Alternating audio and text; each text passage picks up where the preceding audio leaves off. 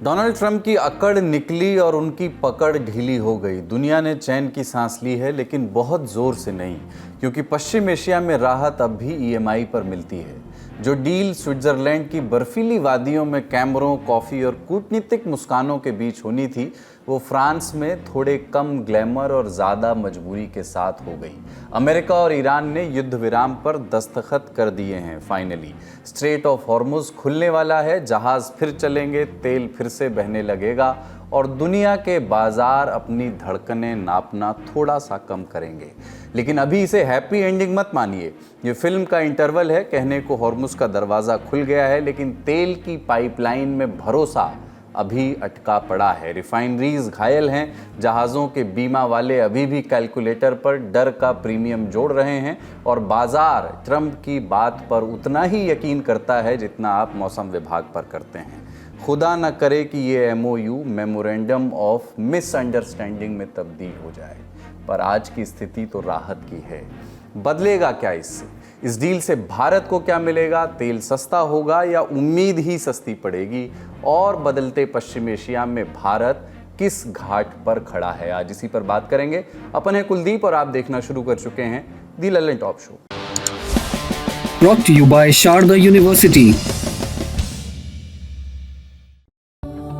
Where the software engineer meets the talented photographer, the world comes together at Sharda University.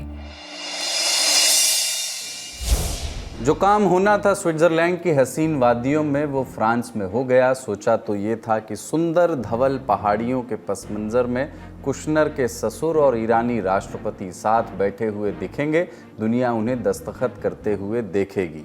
लेकिन सब कुछ थोड़ा कम नाटकीय तरीके से फ्रांस में निपट गया।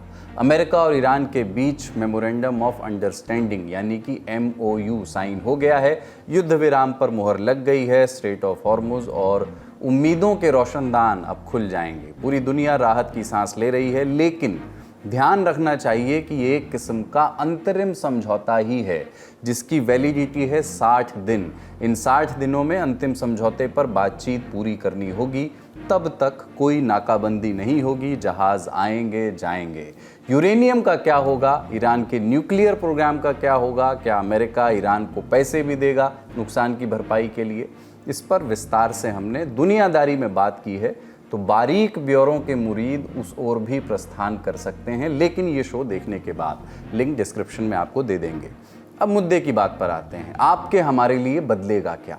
क्या हालात 1 मार्च से पहले जैसे हो जाएंगे?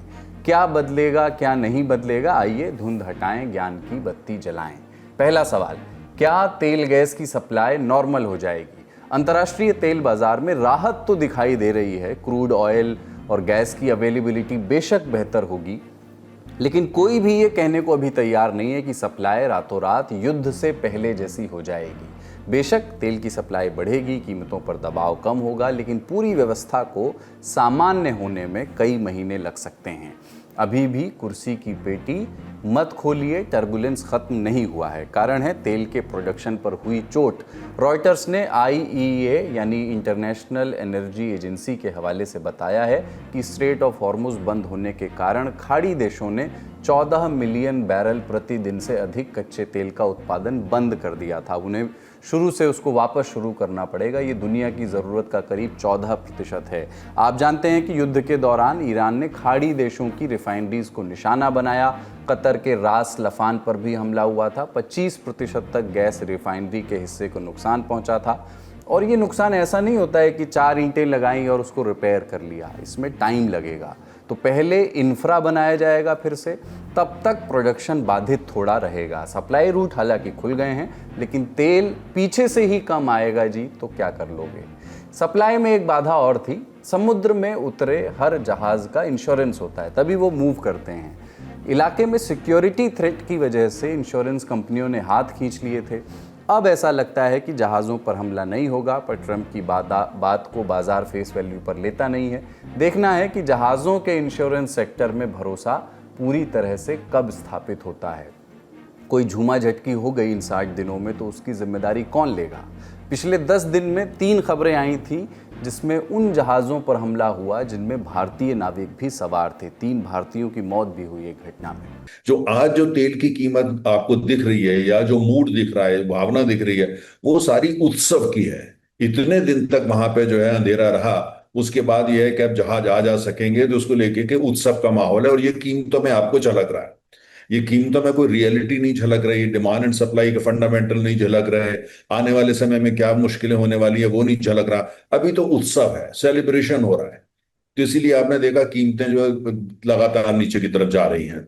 लेकिन मेरा मानना है कि जिस हिसाब से वहां पे बमबारी हुई, कतार का एलएनजी इंफ्रास्ट्रक्चर लगभग 25% जो है उसको ध्वस्त कर दिया गया। तमाम जगह उन्होंने तेल का उत्पादन इसलिए बंद कर दिया कि तेल को कोई लेने वाला ही नहीं था। कई देशों ने ऐसा कर रखा है। तो मेरा ये मानना है कि ये सब कुछ अगर मान लिया जो एमओयू साइन हुआ है उसके तहत सब कुछ ठीक जाता है। मैं बहुत आशावादी यहां पे हो रहा हूं जब मैं कहता हूं सब कुछ ठीक जाता है। जिस तरह का इतिहास ईरान का है और अमेरिका का है, तो इतनी आसानी से ठीक जाने वाला नहीं है। लेकिन खैर, मैं ये अगर मान के चलता हूं, तब भी आप ये सोचिए कि जो सब कुछ नॉर्मलाइज होने में, सामान्य होने में, 28 फरवरी से पहले का जो नजरिया था, दृश्य था और हॉराइजन था युद्ध से पहले, वो होने में आप समझिए कम से कम 5 से 6 महीने का समय लगेगा। 5 से 6 महीने। और वो कीमतों में भी तभी रिफ्लेक्ट करेगा। और दूसरी तरफ जो प्राकृतिक गैस है जिसमें एलएनजी है, उसमें समय थोड़ा ज्यादा ला जा सकता है, क्योंकि मुख्यतः जो एलएनजी है वो कतार से आती थी। हम जितनी भी एलएनजी कंज्यूम करते हैं ज्यादातर कतार से आती थी। तो उनका जो एक्सपोर्ट इंफ्रास्ट्रक्चर है उसका लगभग 25% जो है वो इस समय बंद पड़ा हुआ है, क्योंकि उसके ऊपर हमले हुए ईरान की तरफ से। उसको नॉर्मलाइज होने में तो 1 से लेके 2 साल भी लग सकते हैं। इतना समय भी लग सकता है। कुछ लोगों का मानना है कि 2 साल से भी ज्यादा लग सकते हैं। यानी अभी थोड़ा संयम बरतना पड़ेगा। जो अनुशासन जारी था उसे जारी रखना होगा। अब अगला सवाल है कि क्या युद्ध रुकने से क्रूड ऑयल, कच्चे तेल के दाम घट जाएंगे? आज तो देखिए बाजार से घी शक्कर वाले संकेत मिले हैं। ब्रेंट क्रूड की कीमतें $78 से नीचे आ गई हैं। पर क्या भारत में तेल कंपनियां दाम घटाने पर विचार करेंगी? हो सकता है कि इस पर अभी कोई भी फैसला ना किया जाए, यथास्थिति बरकरार रखी जाए। आईएमएफ की प्रमुख क्रिस्टलिना जॉर्जिवा ने कहा है कि तेल की कीमतों में नरमी आएगी, लेकिन इसमें समय लगेगा, क्योंकि समुद्री यातायात को नॉर्मल होने में भी अभी समय लगेगा। देशों को अपने स्ट्रेटेजिक रिजर्व्स भी दोबारा भरने होंगे। एनर्जी एक्सपर्ट नरेंद्र तनेजा कहते हैं कि पहले जैसे तेल के दाम फिलहाल संभव नजर नहीं आ रहे। आने वाले समय के अंदर जो तेल की कीमतें कम होंगी, एलपीजी की कीमतें कम होंगी, एलएनजी की कीमतें भी आने वाले समय में कम हो सकती हैं। और लेकिन उसके बाद जो है, जब जैसे जैसे हम जो है साल के अंत में जाएंगे, क्रिसमस पीरियड में जाएंगे, तो आप देखेंगे जो कीमतें हैं दोबारा ऊपर जाना शुरू होंगी। और कहीं ना कहीं जो डिमांड एंड सप्लाई के फंडामेंटल है उसके हिसाब से कीमत जो तय होना शुरू हो जाएगी। आज जो कीमत आप देख रहे हैं तेल की या अंतर्राष्ट्रीय वो उत्सव की कीमत है। वो जैसे कोई बहुत परेशानी में रहा, थोड़ी राहत मिली है तो जोश है, उत्साह है, उससे कीमतें कम है। लेकिन ये वहां टिकेंगी नहीं। सस्टेनेबल कीमत जो है वो $80 के आसपास रहेगी, $80-82।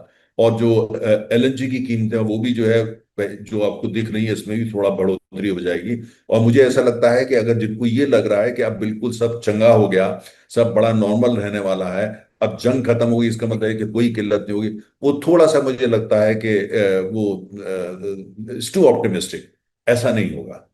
तीसरा सवाल है और सबसे अहम सवाल यही है कि भारत में पेट्रोल डीजल के दाम कब कम होंगे? इस कब तक हम एक्सपेक्ट करें? क्या महंगाई भी कम होगी? देखिए भाई, मार्च में जंग शुरू हुई। सरकार कहती है कि उन्होंने मई महीने तक उसकी तपिश से लोगों को बचाए रखा, डीजल पेट्रोल के दाम नहीं बढ़ाए। पेट्रोलियम मिनिस्टर हरदीप पुरी ने कहा कि तेल कंपनियां करीब 1000 करोड़ रुपए का हर रोज घाटा झेल रही हैं। मई के दूसरे हफ्ते से पेट्रोल डीजल की कीमतें बढ़नी शुरू हुई। करीब 7.5 रुपए दोनों महंगे हो गए। लेकिन अब भी ऑयल एक्सपर्ट्स यही कह रहे हैं कि तेल कंपनियां घाटे में ही हैं। भारतीय कंपनियों ने, हमने देखा कि पिछले दिनों जब से युद्ध शुरू हुआ तो काफी महंगा तेल खरीदा है। अंतर्राष्ट्रीय बाजार में जब तेल की कीमत $117 पर बैरल थी, दरअसल भारत के पास जो तेल आ रहा था वो $135 पर बैरल पे आ रहा था। इतना फर्क था। तो काफी इन कंपनियों ने काफी महंगा तेल खरीदा। और कहीं ना कहीं जो है अभी इनकी जो बैलेंस शीट है, आने वाले कम से कम 6-7 महीने तो नॉर्मल होने वाली है नहीं। पहले तो इनके जितने घाटे हुए ये उसकी भरपाई करेंगे, पहले तो उसकी भरपाई करेंगे। उसके बाद में जो है जहां जहां से इन्होंने तेल खरीदा है और जो अब उसको जो है रीवर्क करेंगे कि भाई क्या वापस सऊदी अरब का तेल उपलब्ध है, क्या कुवैत का उपलब्ध है, क्या वो सस्ता है, या क्या रूस से तेल उपलब्ध है, वो सारा कुछ करना पड़ेगा। तो मतलब सारा रिकैलिब्रेशन होगा। तो रिकैलिब्रेशन का जो अर्थशास्त्र होता है वो बहुत अच्छा नहीं होता, वो महंगा होता है। तो इसलिए मुझे नहीं लगता कि जो आम आदमी है, आम उपभोक्ता पेट्रोल पंप पे पेट्रोल या डीजल लेता, उसको कोई राहत मिल पाएगी। हो सकता है कि सरकार दबाव डाले इन कंपनियों पे कि भाई आप 2 2 रुपए 3 रुपए कम कर दो। हो सकता है दबाव डाले, क्योंकि तेल तो पॉलिटिकल कमोडिटी है। जैसे ही कोई चुनाव वनाव आने वाला हुआ दबाव दिया जाएगा। या टोकनिज्म के लिए कहा जा सकता है 2 रुपए पेट्रोल सस्ता कर दो, 1.5 रुपए डीजल सस्ता कर दो। ये हो सकता है, इस तरह की बात हो सकती है, दिखाने के लिए भी और इस हाथ में ये भी के। लेकिन अगर आप पॉलिटिक्स को बाहर रखते हैं और एक खाली अर्थशास्त्र पे आते हैं, तो मुझे लगता नहीं कि कंपनियां कम से कम आने वाले 5 6 महीने तक इनका ये सामर्थ्य होगा कि वास्तव में तेल की कीमत पेट्रोल डीजल एलपीजी की कम कर सकें। नहीं कर पाएंगी, क्योंकि इनके घाटे काफी हुए हैं। और इन्होंने जो तेल के तमाम पेमेंट अभी इनको करने हैं, जो महंगा तेल लेकर के आए थे, जो इन्होंने बोरोइंग करी थी, वो बोरोइंग का भी इनको चुकाना है। और बोरोइंग जब करते हैं तो आपको ब्याज के साथ पैसा वापस देना पड़ता है। और जो खास तौर से अमेरिका से और दूर दराज के देशों से तेल आया था या एलपीजी आई थी, वो महंगी थी। तो उसका शासन को संभालना है। तो ऐसे हालात के अंदर दिवाली से पहले कोई राहत ये दे पाएंगे आम आदमी को, मुझे लगता नहीं है। लेकिन अमेरिका और ईरान की अंतरिम डील में एक महत्वपूर्ण पॉइंट है जो ईरान के लिए भी अच्छी खबर है और दुनिया के दूसरे देशों के लिए भी। उम्मीद जताई जा रही है कि अमेरिका ईरान पर लगे सैंक्शंस हटाएगा, जिसके बाद ईरान पहले की तरह दुनिया को तेल बेच पाएगा। मतलब एक नई दुकान पूरी दुनिया के लिए अवेलेबल होगी तेल की। मई में ईरान का ऑयल एक्सपोर्ट 6 साल के सबसे निचले स्तर पर पहुंच गया था और 3 लाख बैरल पर डे से भी नीचे चला गया था। गोल्डमैन सैक्स का अनुमान है कि ईरान का ऑयल एक्सपोर्ट जुलाई के अंत तक सामान्य स्तर के करीब पहुंच सकता है, जबकि प्रोडक्शन अक्टूबर तक पूरी तरह बहाल हो सकता है। भारत ने अमेरिकी पाबंदियों के बाद 2019 में ईरान से तेल खरीदना बंद कर दिया था, जबकि हमारे लिए ईरान का तेल सस्ता था। अगर वास्तव में समझौता हो जाता है और ईरान का तेल जो है वो अंतर्राष्ट्रीय बाजार में आना शुरू हो जाता है, क्योंकि सैंक्शंस अमेरिका ने हटा दी, वो बहुत अच्छी खबर होगी। अगर जब जब भी ऐसा होगा, 8 महीने बाद, 10 महीने बाद, 1 साल बाद या अगले साल, तब तेल की कीमतें नीचे जाएंगी। अगर ईरान का तेल जो है, ईरान मुख्य धारा में आ जाता है, वहां का तेल सप्लाई सिस्टम में आने लगता है, भारतीय कंपनियां भी ईरान से जाके तेल ला सकती हैं, जो कि पहले लाती थी, पारंपरिक रूप से लाती थी। हमारे यहाँ मैंगलोर रिफाइनरी तो बनाई ईरान के तेल के लिए गई थी। अगर ऐसा होता है, जो संभव है, लेकिन वो अगले साल से पहले नहीं होगा, तब फिर तेल की कीमत जो है वो सिग्निफिकेंटली नीचे आ सकती है, $60 पर बैरल पे भी आ सकती हैं, अगर ईरान का तेल मुख्य धारा में आ जाता है और भारत उससे सैंक्शंस हट जाती हैं और भारत समेत ले जाके ईरान से तेल ला सकते हैं, ईरान में निवेश कर सकते हैं, ईरान से गैस एलपीजी ला सकते हैं। तब फिर ये, लेकिन ये होते होते अब ये इस तरह की अच्छी खबर अगले साल से पहले तो आती नजर नहीं आती। पर हॉर्मुज को लेकर के एक समस्या और है जो अभी सामने नहीं आई है। आज जो डील अमेरिका और ईरान के बीच हुई, उसमें कहा गया कि फाइनल डील होने तक इन 60 दिनों में स्ट्रेट ऑफ हॉर्मुज से कोई वहां से टोल नहीं वसूला जाएगा जो शिप्स गुजरेंगे। पर इन 60 दिनों के बाद भी क्या नहीं वसूला जाएगा, इसकी गारंटी नहीं है। आगे ईरान और ओमान मिल करके टोल तय कर सकते हैं, वही स्ट्रेट ऑफ हॉर्मुज का संचालन तय करेंगे। तो कितना टोल लिया जाएगा, किस किस से लिया जाएगा, कैसे लिया जाएगा, किस मुद्रा में लिया जाएगा, ये सारे सवाल हैं जिनके जवाब आगे मिलेंगे। और ये सारे फैक्टर्स हमारे देश में भी महंगाई का स्वरूप तय करने में भूमिका निभाएंगे। पर आज की डील से एक अच्छी खबर यह है कि खाड़ी में फंसे भारतीय नाविकों की सुरक्षा की चिंता अब खत्म हो जाएगी। कल प्रधानमंत्री नरेंद्र मोदी ने नाविकों की सुरक्षा का मुद्दा अमेरिकी राष्ट्रपति डोनाल्ड ट्रंप के सामने भी उठाया था और G7 के मंच पर भी। अब दोनों देश अगर अपनी बात पर पक्के निकले, अमेरिका और ईरान अपनी बात के पक्के निकले, तो कुल मिलाकर के तो ये राहत की खबर है ही। पर इसका असली स्वरूप 60 दिन बाद ही पता लगेगा।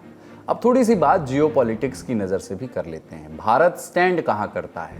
मिडिल ईस्ट में जो दोस्ती और दुश्मनी की नई रेखाएं खिंचेंगी, उसमें भारत के लिए क्या छिपा है? अमेरिका की भूमिका पर कई स्थापित धारणाएं इस युद्ध से टूट गई हैं। दशकों तक खाड़ी देश सऊदी अरब, यूएई, कतर, बहरीन, कुवैत, इनकी सुरक्षा अमेरिका पर निर्भर मानी जाती रही। लेकिन इस युद्ध के बाद खाड़ी देश ये मानने पर मजबूर हैं कि अमेरिका की सुरक्षा गारंटी भरोसे के काबिल नहीं है। ऐसी सिचुएशन में भारत के लिए मूल प्रश्न ये नहीं था इस जंग में कि युद्ध कौन जीत रहा है, बल्कि ये था कि बदलते पश्चिम एशिया में अपनी एनर्जी सिक्योरिटी, प्रवासी भारतीयों की सुरक्षा और रणनीतिक हितों की रक्षा कैसे की जाए।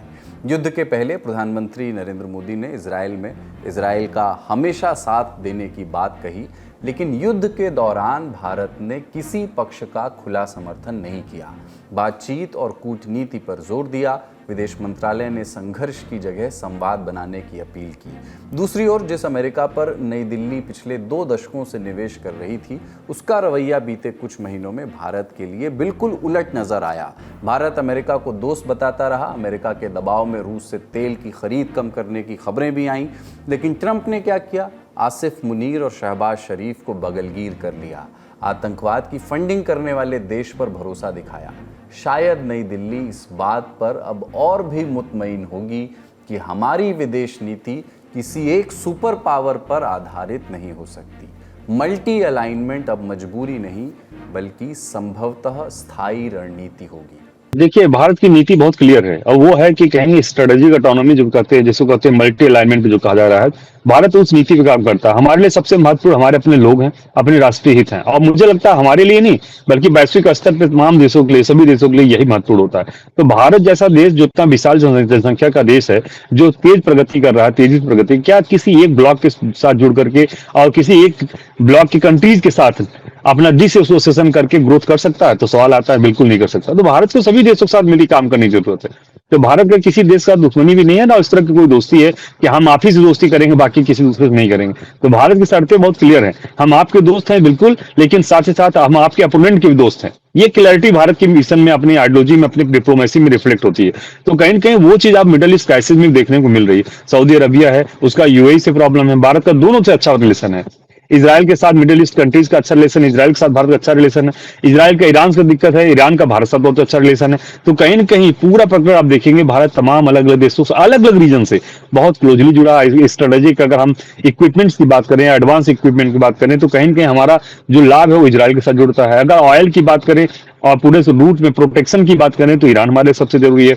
और इन्वेस्टमेंट की बात करें, मिडिल ईस्ट तमाम अलग देश हैं जहां ऑयल भी हम काफी मात्रा में लेते हैं, या गैस, एलएनजी और एलपीजी लेते हैं। वो तमाम जैसे यूएई हो गया, ओमान हो गया, कतर हो गए, सऊदी अरबिया हो गया, तमाम देश हैं जिनके साथ हम लेते हैं। तो हमारी कंपल्सन कहीं ना कहीं ये है कि हम सबके साथ ही कुछ न कुछ अपने राष्ट्रीय हितों के लिए प्रयास करते रहते हैं और कुछ न कुछ लाभ लेने की कोशिश करते रहते हैं। तो ऐसी स्थिति में भारत की कंपल्सन भी है और भारत की स्ट्रेटेजिक चॉइस भी है कि हम हमेशा तमाम अलग अलग देशों के साथ मिलकर काम करना चाहते हैं। हम नहीं चाहते कि किसी आपसी मतभेद या आपसी डिफरेंसेस का प्रभाव भारत की प्रगति पर, भारत की ग्रोथ पर, भारत की जनता पर किसी तरह बाहर पड़े। तेल की खरीद के मसले पर भी विदेश मंत्री स्पष्ट कर चुके हैं कि जहां से तेल सस्ता मिलेगा हम तो खरीदेंगे। ये युद्ध नए अलाइनमेंट्स और नए एडजस्टमेंट्स को जन्म देने के लिए भी याद किया जाएगा। अभी मेज़ों पर नेगोशिएशंस की जंग लड़ी जानी भी बाकी है। बड़ी खबर में इतना ही, अब बारी है सुर्खियों की। भारत में टेलीग्राम बैन का मकसद केवल पेपर लीक रोकना है या कुछ और? फिलहाल तो बैन रीनीट के अगले दिन यानी 22 जून तक है, लेकिन टेलीग्राम इस रोक के खिलाफ दिल्ली हाई कोर्ट पहुंच गया है। लगातार 2 दिन से सुनवाई चल रही है। आज यानी 18 जून को केंद्र सरकार ने एक एफिडेविट दाखिल किया, टेलीग्राम पर गंभीर आरोप लगाए। कहा कि टेलीग्राम अपराधियों और जालसाजों के लिए नया डार्क वेब बनता जा रहा है। सरकार की ओर से पेश हुए सॉलिसिटर जनरल तुषार मेहता ने गृह मंत्रालय की रिपोर्टों का हवाला दिया। क्या आरोप लगाए, एक सरसरी तौर पर जान लेते हैं। आरोप नंबर 1, टेलीग्राम का इस्तेमाल पेपर लीक, साइबर फ्रॉड, आतंकवादी गतिविधियों से जुड़े कंटेंट फैलाने, बाल यौन शोषण, ड्रग्स की तस्करी और पैसों की धोखाधड़ी के लिए किया जा रहा है। दूसरा आरोप, अपराधी टेलीग्राम चैनल्स पर ऐसे लिंक पोस्ट कर रहे हैं जो लोगों को सीधे डार्क वेब के फोरम से जोड़ते हैं, जिससे उन्हें पकड़ना बहुत मुश्किल हो जाता है, उन्हें ट्रेस करना। तीसरा आरोप, टेलीग्राम के प्राइवेसी फीचर्स के कारण लोग अपने फ़ोन नंबर्स और आईडी छिपा सकते हैं। इससे एजेंसियों के लिए अपराधियों की पहचान जानना कई बार कठिन हो जाता है। केंद्र सरकार का कहना है कि टेलीग्राम की बनावट ऐसी है जिसे संभालना मुश्किल है। मिसाल के तौर पर व्हाट्सएप की तुलना में टेलीग्राम पर एक ही अकाउंट से 40 बॉट्स तक बनाए जा सकते हैं। अगर एजेंसी किसी बॉट को ब्लॉक भी कर देती है तो अपराधी तुरंत दूसरे नाम से नया बॉट बना सकते हैं। दूसरी चीज़ है टेलीग्राम की पॉलिसी, जिसके तहत अकाउंट डिलीट करते ही उससे जुड़े सभी मैसेजेस, मीडिया और सारा डेटा हमेशा के लिए मिट जाता है। इससे सबूत जुटाने में दिक्कत आती है। टेलीग्राम का पक्ष रखा एडवोकेट ध्रुव मेहता ने। उन्होंने पूछा कि क्या एक घटना को रोकने के लिए पूरे प्लेटफॉर्म को ब्लॉक किया जा सकता है। बताया कि 9 जून को अधिकारियों से मिले संदिग्ध यूआरएल की लिस्ट पर घंटे भर के भीतर एक्शन लिया गया था। नीट से जुड़े 900 से ज़्यादा गैर कानूनी लिंक हटाने का दावा किया। मामले की सुनवाई कर रहे थे जस्टिस तेजस कारिया।